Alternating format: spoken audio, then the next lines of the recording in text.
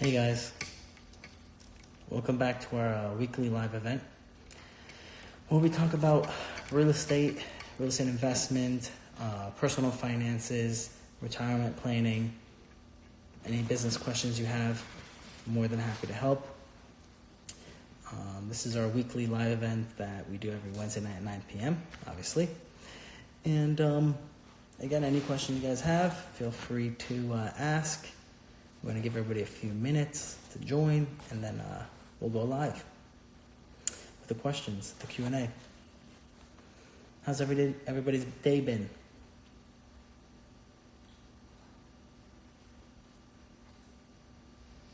What's up, Celia? What's up, Andre?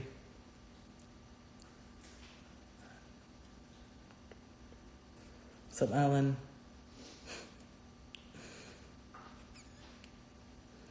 Karina from Brazil. What's up, Karina? What's up, Josh? Or Jose? Jose? Yeah.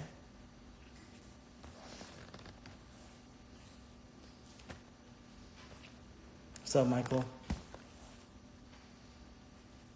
Donald, what's up?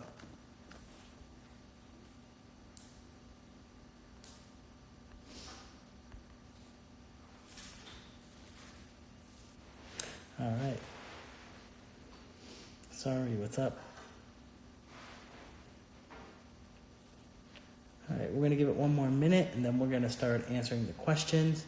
Again, anyone who wants to go live and ask their question is welcome to. I answer the questions for the people that go live first, and then I go through the list of questions that are posted.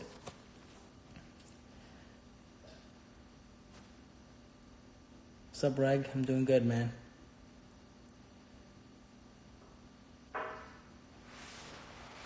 Sorry, I'm doing good.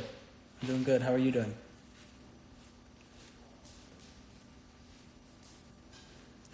Rovin says, hey, do you have an idea when the market might crash?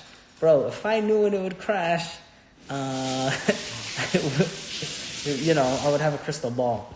But that said, I think it's probably going to be post-election. After the election, probably like in a year and a half. Normally, they don't allow markets to crash. They resist it hard during an election year.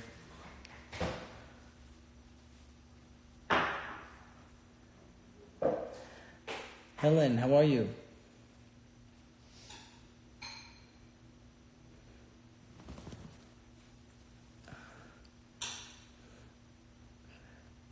All right. Okay, we got enough time here. Let's go. And someone asked to go live. Or they did. I think they left. Yep. All right. Okay. View. Go live. Let's see what question they have for us.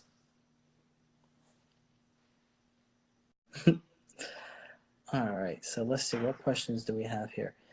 There's a question about the LA market. Okay, Paul wants to go live. Let's see about Paul.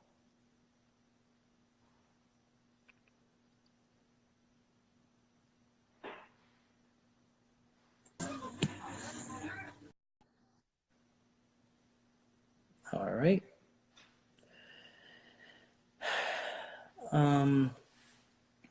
I got a question here. It says, any books you reading now? Yes, I am working on Manny Koshuvin's latest book. It's called Drive. I'm about halfway through it. Good book. Next question we have from G, and it says, if you had $500,000 to invest in any business, what would it be? I mean, business and long-term real estate investment are kind of separate. It can become your main business, but normally, if you're talking about like business, I would probably try to buy a multi-unit property located in an Airbnb area. So not just, and you're not only making your like say you're making 7% on 7 cap on the property, so you're going to be making like say 40,000, 50,000 a year from that property. Because again, I'm assuming you put down $500,000, but you're going to buy a $1.5 million property. So again, you're making some money as an annual rental, but if you find it in an Airbnb area, you should be able to like double and triple your returns. So you're making 100, 150 a year. That's a good way to do it. That's something that I'm actually transitioning into from long-term rentals into vacation rentals and short-term rentals, just because I love the real estate business, but I'm trying to bring in more return so I can continually grow my business at a faster pace. So that's something. I mean, there's a lot of businesses you can do with $500,000. It just depends, like, what do you like? I mean, you can open a Subway. So it's really limitless on what you could do with $500,000. It really comes down to figuring out what you like, because whatever you like, you're going to enjoy doing and putting a lot of effort in, and you're going to be able to, it'll be easier to be successful, and it'll be easier for you to get through the rough times. If you don't like it, I mean, it doesn't matter that much, because you're going to eventually just not like it and not want to do it, and the money's not going to matter to you at some point. So yeah, that's what I would do. All right, let's look at the next questions.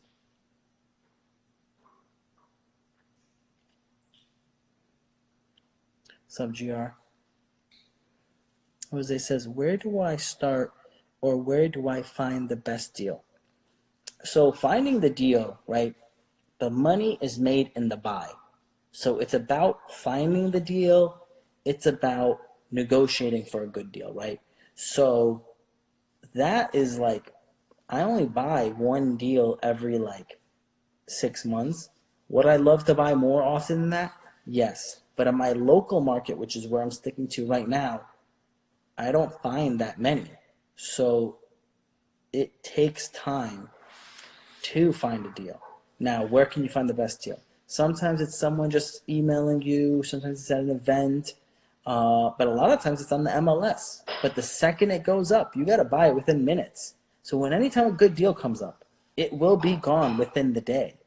So if you're trying to find an amazing deal, you got to be prepared to get it, immediately. So speed, I would say, more than just finding it, because when it comes up, it's already gone. So that's why you probably never saw it, because it's up and gone within the day. So you got to be actively looking, MLS and everywhere, and then you can, in mail and everything, to be able to find these deals. What's up, Mitchell? Let's look for the next question. Mitchell says, how do I get started? So first thing I tell everyone, you need to study your market. So whatever you're going to be buying, even if you don't have the money today, you have to know what everything is worth. Okay? Housing market is like cars, right? You can't go and buy an old Hyundai and think that it's the same value as an old Mercedes, right? The values are different. So you have to know what the value is for that area. And also, you have to know with each home, they have what features inside. So you can't buy a base model car and end up paying for the top end version of that car. Again, there's different features. So you got to know what the prices are for each area and what those features cost, and what is it going to cost you to upgrade, add those features, because a lot of money you'll make is by adding those features. So you have to know your market, know what the house is worth with the features it has, know what the house is worth with the current amount of rent it's bringing in. Study your market. And by studying your market and knowing what the values of everything are, you'll know what a good deal is when it comes by. So that's what I'm going to say is how you start. Study your market. From there, save some money. You don't have to have a crazy amount of money to buy your first property, especially if you're living in it. It's a very small amount of money. And I just posted a video on my wall explaining all the ways that you can source down payment money. So definitely not hard, but you got to be focused. Mitchell's follow-up question says, have you always had money? No, I didn't start with any money, right? I worked and worked and worked and collected money from savings, and I used that money to invest it into real estate. So I wasn't born with money, and no one gave me money like that, and I had a lot of challenges, So it's what you got to do is you got to figure out what you really want, what your passion is, what you really want in life, and you got to go after it. Because I said, even if I'm going to fail going after this, I want to do this, and I'd rather do this and do what I enjoy doing and fail than not do it at all and be unhappy, because I'm unhappy if I don't do it. So if I fail and become unhappy anyway, I'm just back to just square one. So what does it hurt? And then if you think about it, you're spending some money to buy a house, which is really so easy. You're not going to fail. And then two, if you're buying smart, you're living in the property cheaper than it does the cost of rent. So you're winning again. So it's really real estate, as long as you stick to it, you have the grit, you have that stick-to-itness, there's really very little failure involved, right? Now, back in '08, what happened is people were buying houses way more expensive than they needed to live in, right? And they had very bad loans, which they don't sell those loans really anymore. So it was a lot of, they called them toxic loans. So those are not really out there like that. So as long as you're buying smart and you're basically living in it for less than what it costs to rent, you don't really lose, right? You still wins. Pav says hello from Russia. Hey, Pav. Thanks for joining us. Jay, what's up, Jay? Mitchell says, how did you get started? Did you always have money? So I started when I was at 14. I wanted to start buying real estate because I found out how it works. And I was like, wow, this is amazing. I want in. And it took me till 19 to save up the money and get my situation right to be able to buy my first property. And I bought my owner-occupied duplex. And I bought it, put down 20%. And you don't have to put down 20%. That's the thing. I didn't know that. So you don't have to put that. Well, actually, I think I did know that, but there was certain factors. I was like, I have the money. I might as well put down 20% and get a lower interest rate. But you don't have to, right? As an owner-occupied, you could put down 3.5%. So that's how I did it. How do you build your maintenance/construction team? Building any team takes work. And it's not just finding people that are capable. It's finding people that you mesh with, right? So it takes time. It really does take time. And then when you find them, take care of them. Because if you find someone that you mesh well with and they do a good job, pay them. Because I'm telling you, it is a lot more work finding someone that's cheaper but is actually worse or has a bad attitude, which makes everything so much harder in your life. So it's rather just pay someone and make them happy and let them make you happy and whatever. So that's basically what I do. It's over time. It takes time. How do you save money? So as Warren Buffett says, he says you take your budget and you take out your savings first. And you put that away.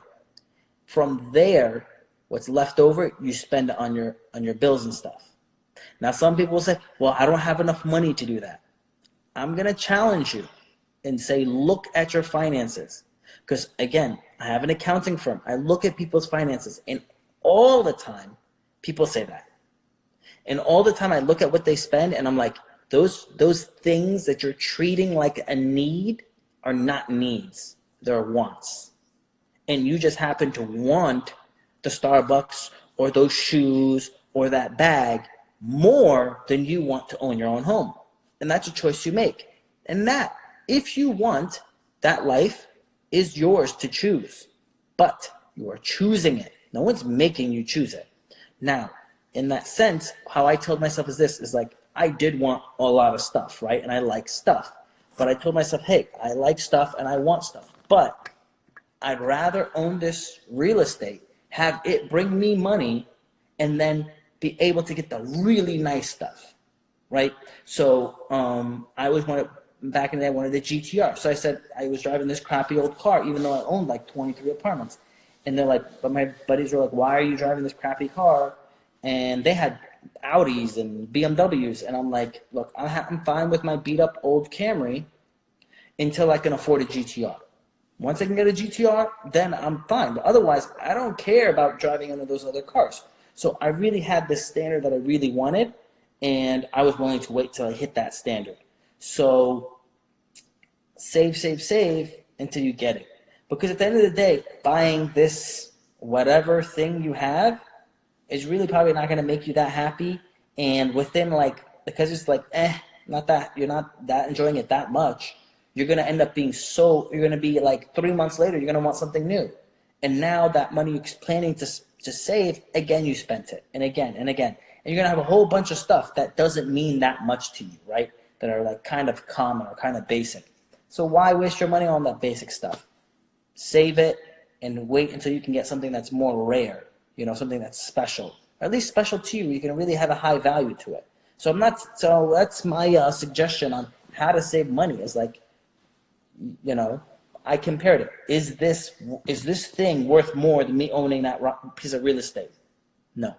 And you know what? Here's a tip.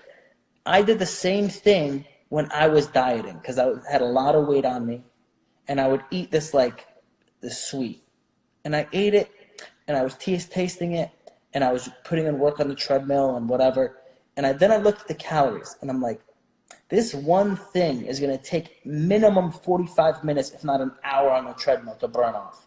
Does this taste good enough for me to spend 45 minutes to an hour?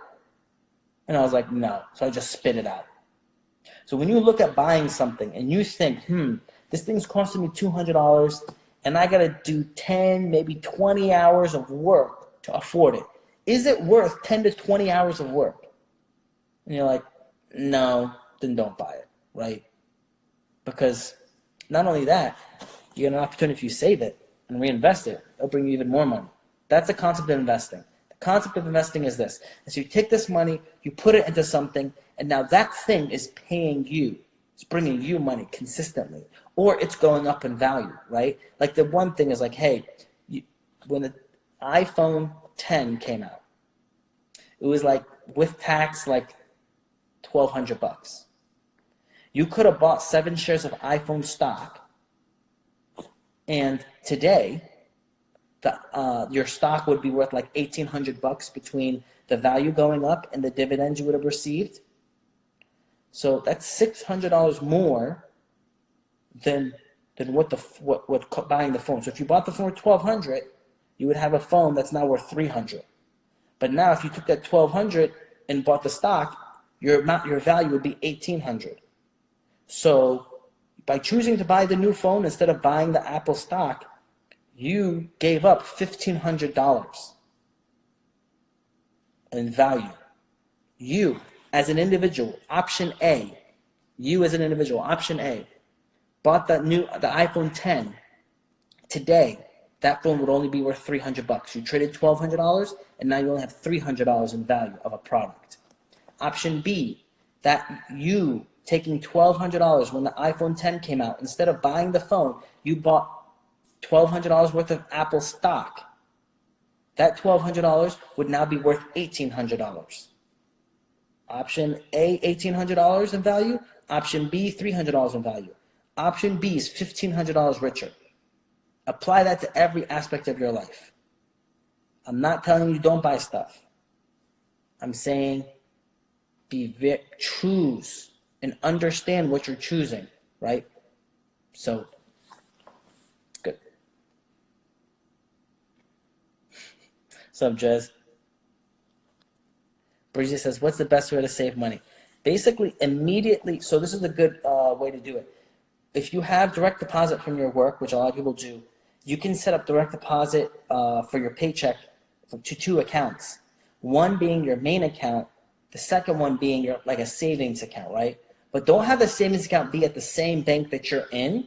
Have the savings account be at an online bank that's hard to get the money, and that you're not logging in every day to see how much money you got in it. So then 20% automatically goes there. You got $500 that week, $400 goes to the checking account you're living off of, and $100 is going to the other account every week. This way, at the end of the year, you have $5,200 that's put away that you don't know about. Okay? Next thing, when people get raises, if you get a raise, automatically throw that raise into your savings. Act like you didn't get it. Didn't get that paid extra money. This is the problem that happens when people get a raise, right? You said problem, not solution, but problem. So they did a psychological study on this. If people got a $2,000 raise, what they end up doing, do they save $2,000 more a year? Actually, the opposite. They end up thinking, I got $2,000 more. So they add that concept of having $2,000 more towards their food budget, their coffee budget, the drinking budget, the clothes budget, the car budget, everything. At the end of the year, they spent more than $2,000 thinking they're $2,000 richer, but they actually spent more than $2,000 a year. So at the end of the year, they were poorer than before. So the answer isn't always make more money, right? It's the problem. The solution is how much money can I save from what I'm getting so I can reinvest it, have that money make more money for me so I can live a life of freedom by having this money continually coming in. Because it will come to a point where you have your investments come in more and more and bigger and bigger and bigger, and you're living more and more comfortable. So it's very crazy when I read that, but I was like, that does make sense. So I got another question here. It says, do you recommend starting local or looking in an area that is possibly more affordable? You know, like, it depends where you're at and what you're trying to do, right? If you got a full-time job and your full-time job takes a lot of your energy, it might be hard, and you're getting paid decent, it might be hard for you to do it in your local area, especially if you're like in New York, LA, or something like that, where you're getting paid well, but you're not getting paid so well that you can afford a house or a rental property, right, or a multi-unit. So maybe you can start by investing in a REIT or in a syndication, by investing in someone else's stuff, partnering with someone else and let them do all the work and just get a cut out of it. So it's possible that you could do it without. Otherwise, I would say, look, if you can afford, I would really make it your goal, because I want you all to be financially free. I really would try to make it your goal, especially if you don't own your own home, to save up enough money to buy a multi-unit property, buy a duplex, triplex, quadplex, buy it as an owner-occupant, live in one side, rent out the other sides, so then you can have a reduced rent. So at least then, you know, you're normally paying $2,000 in rent. Now you're only paying, say, like $800, because you got tenants paying part of the mortgage. So you can be winning that way by saving money, because when you save money, it's just as good as making money. And it's actually, a lot of financial experts say it's better, because when you save money, you don't pay tax on the amount of money that's left over. Think about that. If I just said in this example, $2,000 is your rent, but by doing a multi-unit property, and you are now only having to pay $800 a month to help to cover your living expense, that means you're saving $1,200 a month, or about $15,000 a year.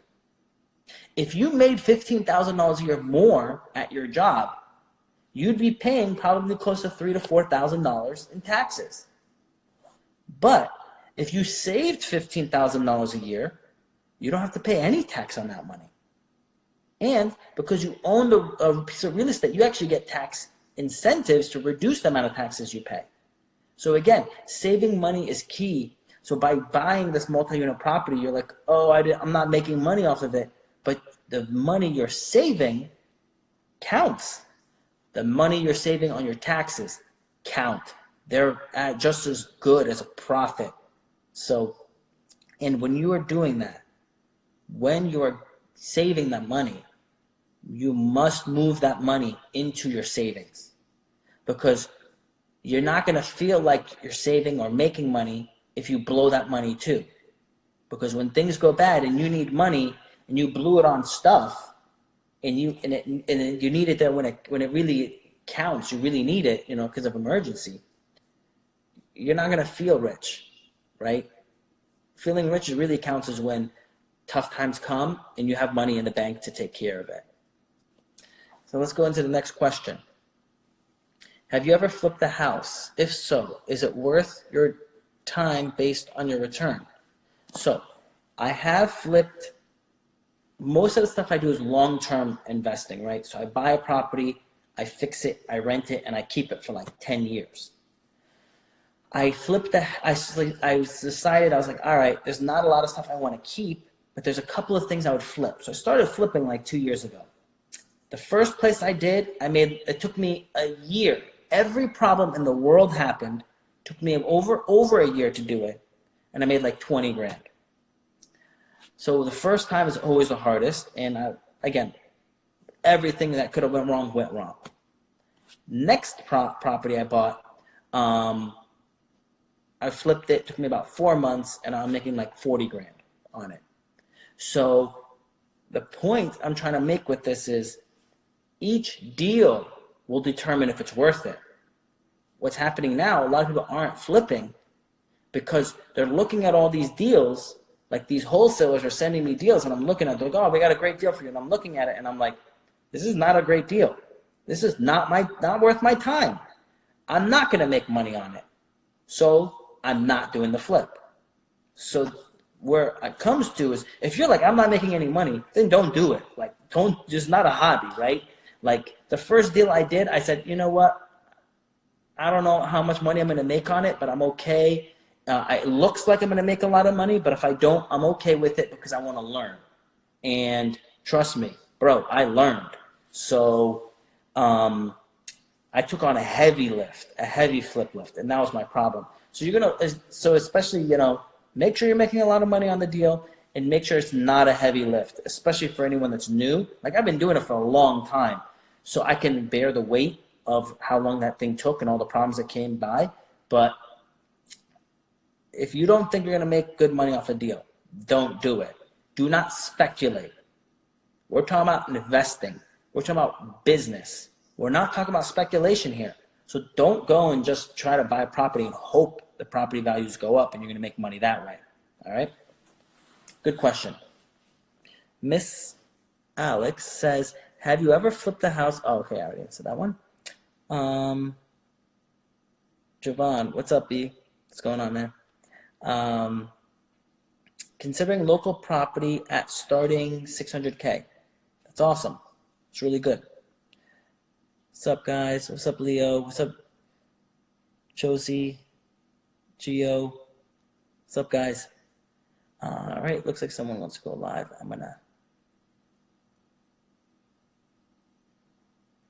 Let's try Mike. Unable to join. Okay. All right, let's,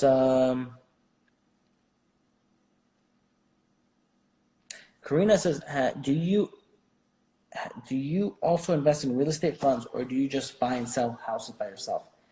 I myself just buy and sell houses by myself, and I don't really buy and sell a lot. I mostly just buy, fix, rent. I do sell some, but not that much, because I have all the skills to do it, and my returns are normally like double or triple what those funds do, right? Like I'm at the point now that I want to open up my own investment group where someone can JV with me and bring some money or bring a deal and do something like that, or a syndicate. Because again, I pull 2 to 3 times what they do. So it wouldn't make sense for me to invest with them, right?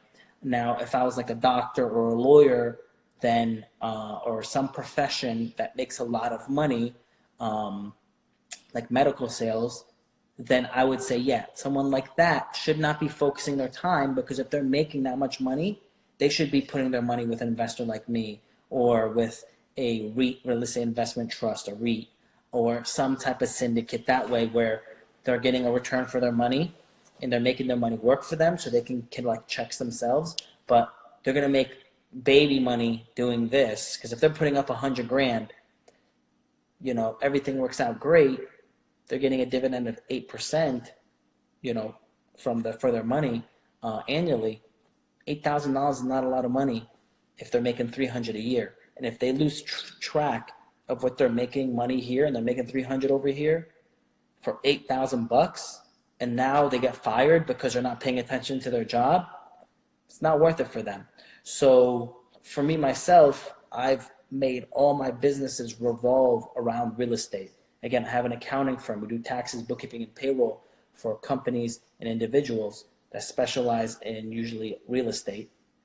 We do have some other ones that do other things, but that's our niche. And then I have an insurance company that does, real estate, rental properties, homeowner properties. That's our key thing that we focus on. And then we also do auto insurance, general liability, life insurance, and stuff like that.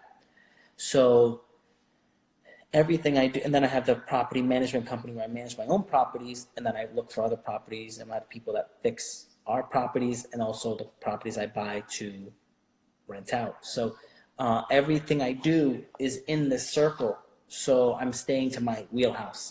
And now what I'm trying to do is I'm opening up another business, but the business is short-term rentals, Airbnb. So it stays within my wheelhouse. So it's not a huge shift over of my time and energy. So my first mistake was probably buying too expensive, not too expensive, paying too much for my property. Second mistake I did is I should have bought a more expensive property. So I should have bought a more expensive property, right? Not something for $140,000, but something for like $200,000. And then two, I paid too much. I paid, even though I paid $140,000, it was too much for that property. But I was really eager to buy something.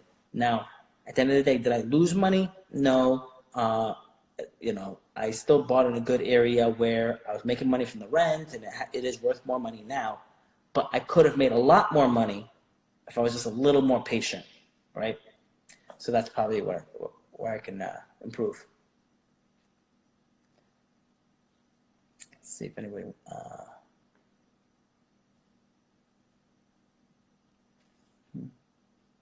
So I'm trying to go live, but it's not working. We'll see if this one works.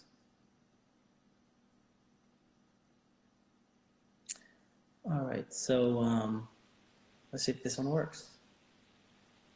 Hello? Hello?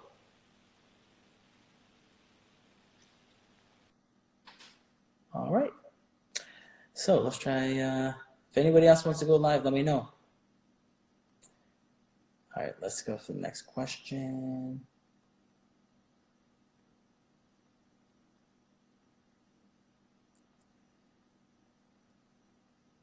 All right, I'm going to try to be faster because we're getting a lot of questions. So Killa says, I have a wife and 2 kids, but I was fortunate enough to sell my first home for a $30K profit due to being a new build and selling when the community was full. Yep, that's good. Awesome. And do you avoid mortgage insurance if you put 20% down? Yes, you can avoid mortgage insurance with 20% down. Sometimes you can avoid mortgage insurance with 15% down. But hey, here's a tip, guys. Currently, you can actually get a better rate and pricing if you only put down 10%. Crazy, right? Because the interest rate they're going to offer you is less at 10% than at 20%, even though you do have to have mortgage insurance. Why? The bank is willing to give you a better interest rate and a lower price because they feel more comfortable getting mortgage insurance from the government. So it ends up could be like a lower price or the better value per your money. So look at those options. It's kind of crazy. Nendo says, quick question. Who buys apartments after you fix them up and are in tip-top shape? Like, do banks buy them? No. So the person who buys them is a person that can't do what I'm doing, right? Like, I buy heavy lifts, like bad shape. And that person can't do that type of work, doesn't have the connections that I have. It's a lot of work for them to do it. Not everyone can do it. But, like, for example, when I started, I didn't do that. Like, it wasn't my niche. So the person that just wants a check, right? They just want a good property that's in good condition. That's keep collecting that check, right? So they're putting down the money. They get a loan from the bank. They get this money from the renters, they pay the bank, they pay the taxes, they pay insurance, and they got a good chunk of money left over. And that chunk of money left over is probably a lot better than what the stock market offers. So, and when I first started, that's what I did. That's how I did it. And normally what they're hoping for and what happens is the property value goes up, the mortgage goes down, and you have all this equity building up more and more and more every year. So they're making money that way too. So what I did is the first property I bought wasn't a huge remodel. It was just small stuff, paint here, do that. And that's what I did because I couldn't do a heavy lift. So I would buy it, I'll just paint the outside, paint the inside, put in some new flooring. Each year, just do something small. A couple of grand here, a couple of grand there with upgrading the property. And it made the property value go up. It made the rent go up. So I started making more and more and more money. So that's a strategy. So you can make money on real estate through the rent. You can make the money on forced appreciation by upgrading the property, or by just over time it naturally appreciates because the dollar devaluates, so the asset appreciates normally over time.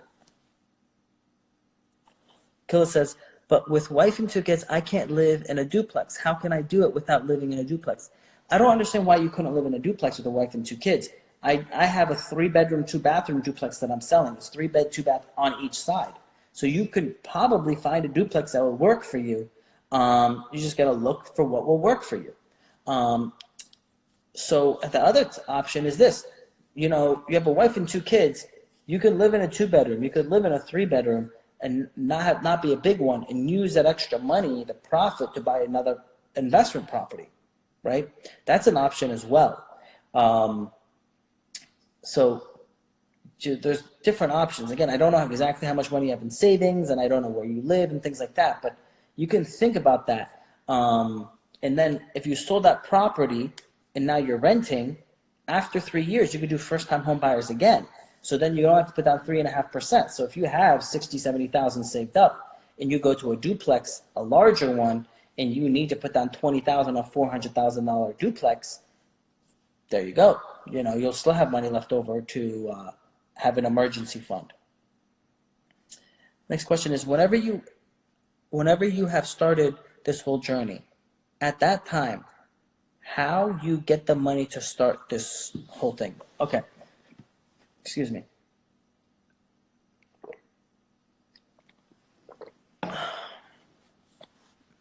Savings. I saved the money. I was working a lot. I was working like 50, 60 hours for a long time, and I kept saving money. I had money in my 401k, and I did a draw out of my 401k to help for the down payment. So I took money out of the 401k, I took money from the savings, and I used that money to put it down to buy the properties. What's up, Germany? What's up, Russell? Zach, what's up? Heba, good morning, Baskal. 4:12 a.m. in the Middle East. I have some questions. Heba, I tried to add you on the live twice. It didn't seem to work. Sally, what's up? Where are you finding duplexes, etc., multi-units? On the MLS only, or can you suggest other public sources? Mostly on the MLS.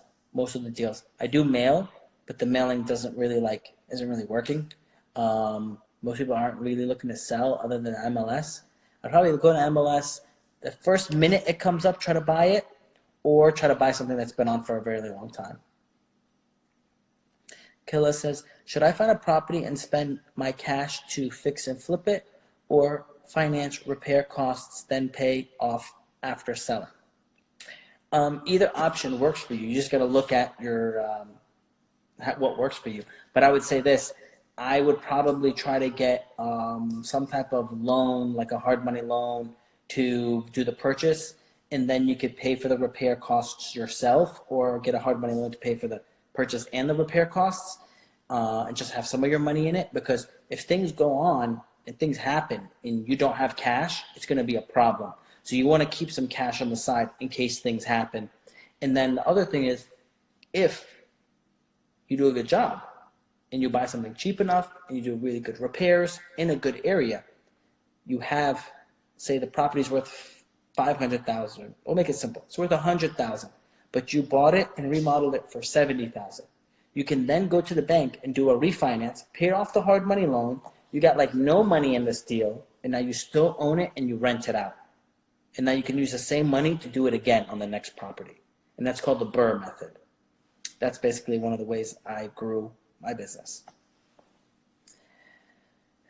The one Dave says, how many properties do you have? I have like 34 units now. I think it's like 34 units.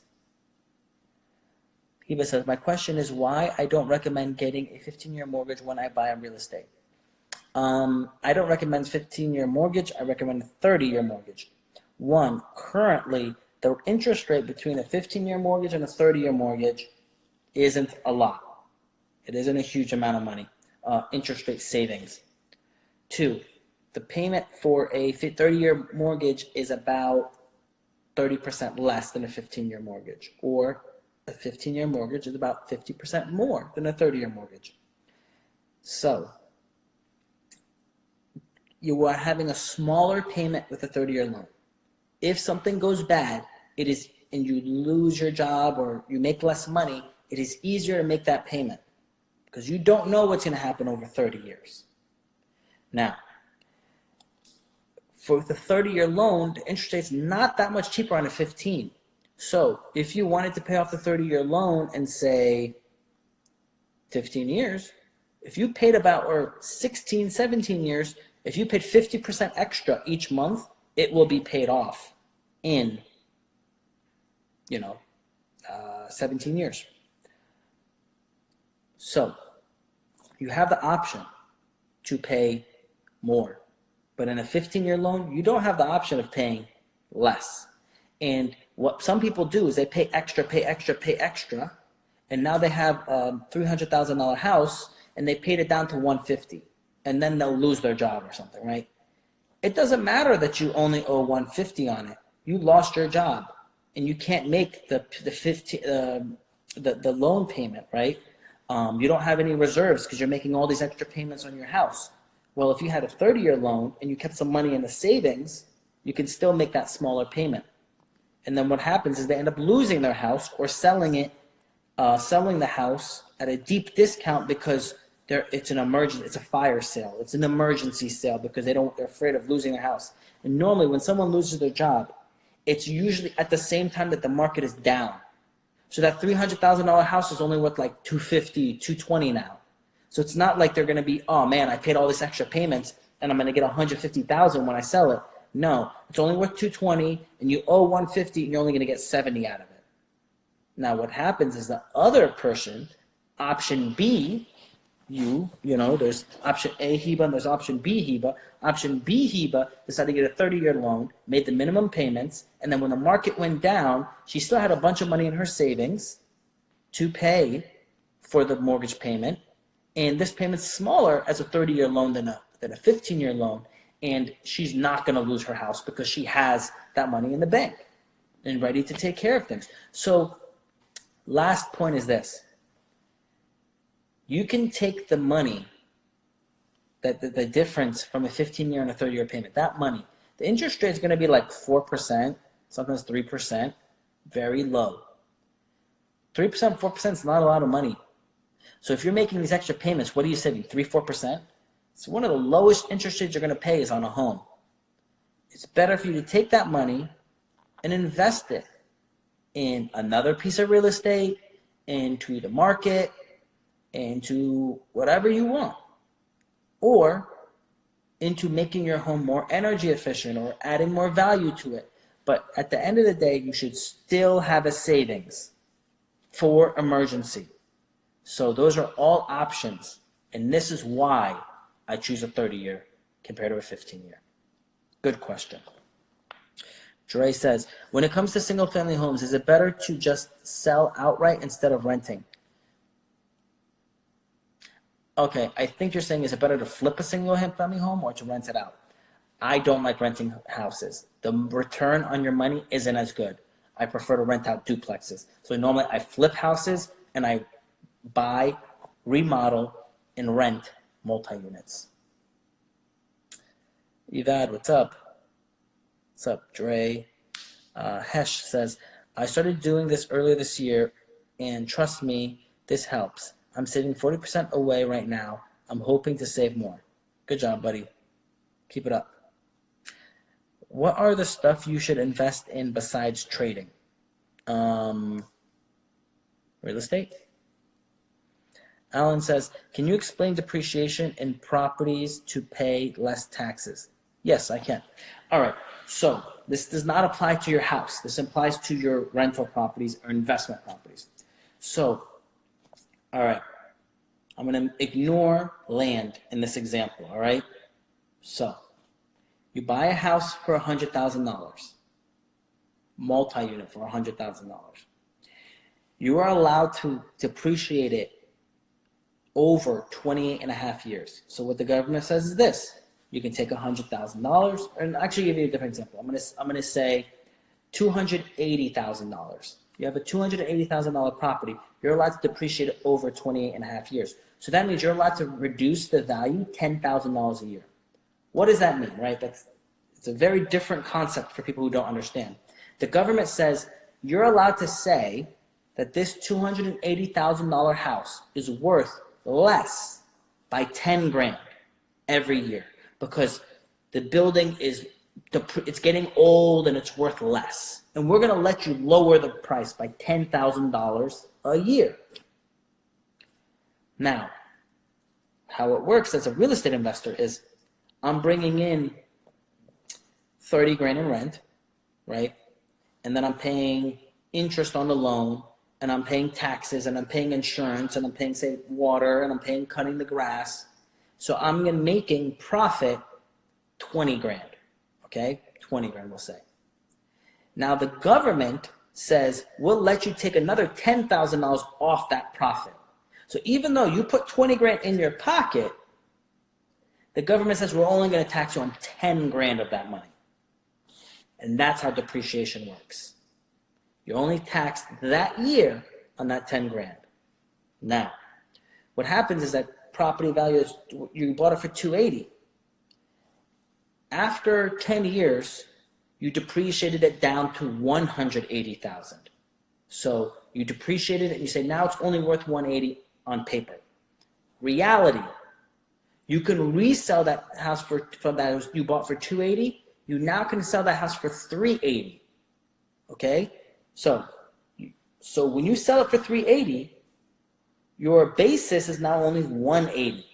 So the government says, okay, you have to pay tax on this $200,000. Okay? Now some people are like, oh man, that sucks. That doesn't help you. You got to pay tax on it. One benefit is the tax bracket usually on that gain is lower. It's long-term capital gains, so it's not as much tax. Part two, at this point, usually real estate investors don't cash out. They normally will sell this property and buy another property. So what you do is you'd sell this property, take your 200 grand in profit, and go buy a bigger property. And you tell the government, hey government, I'm not spending this 200 grand. I'm going to buy a bigger property with this. IRS, actually. So then they're like, oh, okay, you can do a 1031 exchange. You can exchange this property for a different property. And when you do the exchange, we will not tax you on the 200 grand. We'll just roll over your basis into the new property. So at that point, you now are continually depreciating the new property. And you continue the cycle. So you get this reduced amount of tax. And the good news about the rental income tax, the tax on the rental income, that it is also very low. It's at a lower bracket than earned income. So if you're working as a job and you're making 100 grand a year, you're probably paying 30 to 35% taxes. Well, if you made $100,000 in rental income, you're only paying 15% in taxes. So it's a lot more beneficial to make money that way. So you can see where the benefits come, because again, it's not how much money you make, but it's also how much money you're saving. So this is another way you can save more money on taxes. Which investment book do you recommend reading? I would recommend reading Rich Dad, Poor Dad, okay, if you haven't read that. And then I would read Benjamin Graham's Intelligent Investor. Good books. Sawyer, what's up? Jeet, what's up? Fed, what's up? Jules, thanks. Excuse me. Webster says, hey man, I'm moving to Tampa from Massachusetts. Is this a booming area for real estate investment?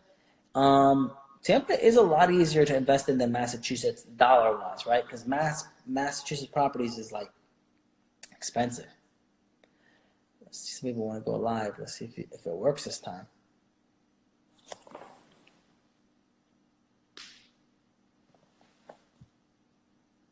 All right, let's try again. Brian.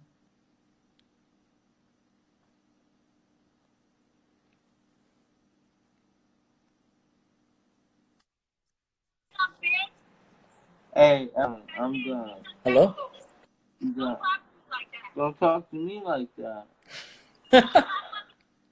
Don't talk to me like that. Hey, what up, my nigga? Hey, let's make some fucking money, bro. Let's make some fucking money. What the fuck? All right. This is all right, man. It's family friendly, so let's not curse too much, okay? Sorry. I got my stupid ass bitch on the line. All right. Yeah. So, what's your question, brother? What's your question? All right, so check this out. Okay, I have an auto. Let me hang up on this bitch real quick. I got auto sales source, and I have a motherfucking real estate source. Okay, and I need to generate. I need to generate. Okay, that's cool. Okay. Yeah. So what do you think? Hold on, man. What the fuck? Fuck a question. I want to hear his feedback. What do you think I should do? I got you. I got like 3 or 4 sources. I got actually 7 sources of income coming in. But what's your question? Like, what do you want? What do you need help with? Okay. So I have an auto source when it comes to sales, a car lot. Yeah. And then I have a real estate agent, which is my dad. I could use his real estate license if I want. Obviously, it wouldn't be the correct way, but I could use it. We have the same name. I'm just a junior, and it'll all work out. But the thing is, okay, what I want is I need to start and want to start in marketing, you know, maybe office, a unit, and I want to start, you know, coming up with unlimited leads, whether it comes from Google, whether it comes from marketing. I want to come up with as much as leads as when it comes to real estate. People want to sell their house. We buy it for the low, which is $300,000 to $500,000, depending on the home. Not only that, but when it comes to auto sales, I want to do trade-ins and I want to do cash. What's the best route? So what I would say is this: if you're killing, what I would say is, I'm gonna tell you this: if you're good at something and you're killing it, stick to that. Okay. So if you're making money selling cars, keep selling lots of cars, and then work with your dad and have him find you a rental property. And what you can do, huh? My dad. I thought you said your dad had a real estate license. Oh, yes, sir. Yes, sir. So have him find a rental property for you, and then what you do is you take the cash from the business. What? He's going through a lot of court. He's fighting over $44 million worth of assets right now. Okay. We'll find a different real estate agent to help you. But what I'm saying is, if I was you, what would I do? If I was you, this is what I would do. I'd make a lot of money from selling cars, and then take that money and buy rental properties. And then, if you depreciate the rental properties properly, you can show a loss on the real estate business against your auto sales and reduce your tax bill. And you'll save a ton of money on your taxes. This guy's good, bro. This guy's good. I like it. But the thing is, okay, is I'm just fucking bitch. I'm just starting when it comes. I'm just starting when it comes to this auto sale thing, okay? And I'm starting at $300 per sale. It's pissing me off. I don't work for them. It's just anybody I know. They always ask me, "Hey, I need a car. Go here. You got $500, $600. Go ahead. You'll drive off the lot right now." That's my connection. But the thing is I need to open up some type of motherfucking, you know, online, what do you call it? File, format that they fill out. I get their information. I call them and they hunt them down. Next thing you know, I close them. Okay, so what you need to do, first you need a landing page. And then from there, you need to market that page, which costs a lot of money for you to do that. So really what you need to do is you need to you need to build up to do that. It costs some money to get it going. So you need to first like pick one thing, because right now it sounds like you need to pick one thing and focus your energy on it, because you're not going to be able to do good at either one of those things if you're not focused. Well, real estate real estate is a process, bro. Other sales like that, I drove off the lot. You know, they got their money, whatever, financial companies.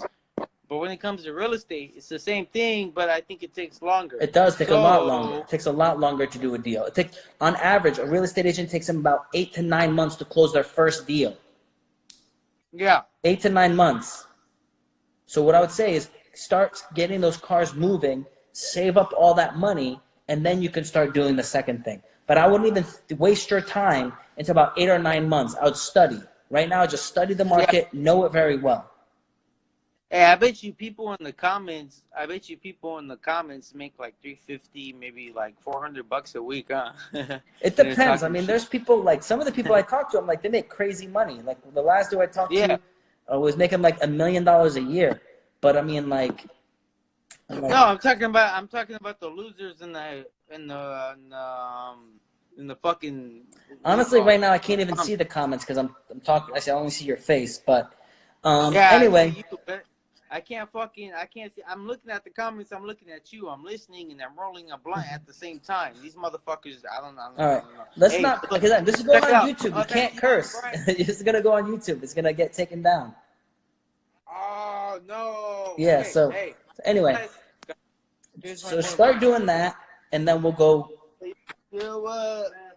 Look, I'm sorry about that. I was trying to get the phone, and then long story short, you know, he's the one who kind of pushed me aside. I was like, let him be him for a second, and you know, not to cause any tensions, you know, cause any problems. Awesome. But, well, thanks for asking the questions, guys. I was working out. And that's why I didn't have the phone in my possession, because I put the phone on the side. You know, I needed to do my little rep in order to, you know, stay focused. You know? Awesome. Well, bring the questions again next week, and we'll talk to you then. All right, that was really good getting those questions in. Hope he works things out with his girlfriend. So let's see the next question. You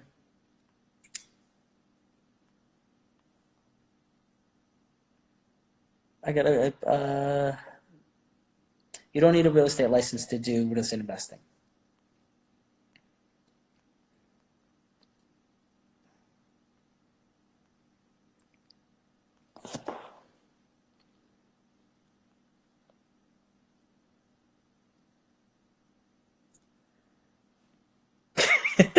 Should I live in my garage to save money? If you want to, I mean, respect. Do you live in the first home you purchased or stayed in a rental and flipped the first home? I duplex. Live one side, rent out the other side, fix up the property while you're living there. And then I was like a little bit after a year, I ended up buying my second property. So then I bought another duplex, got into that one, lived in it, fixed it, got it going, got on to the next one. So that's what I did.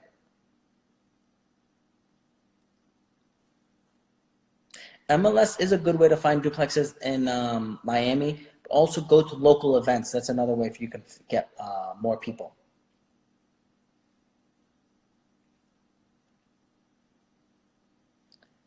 All right. Trying to join the lives.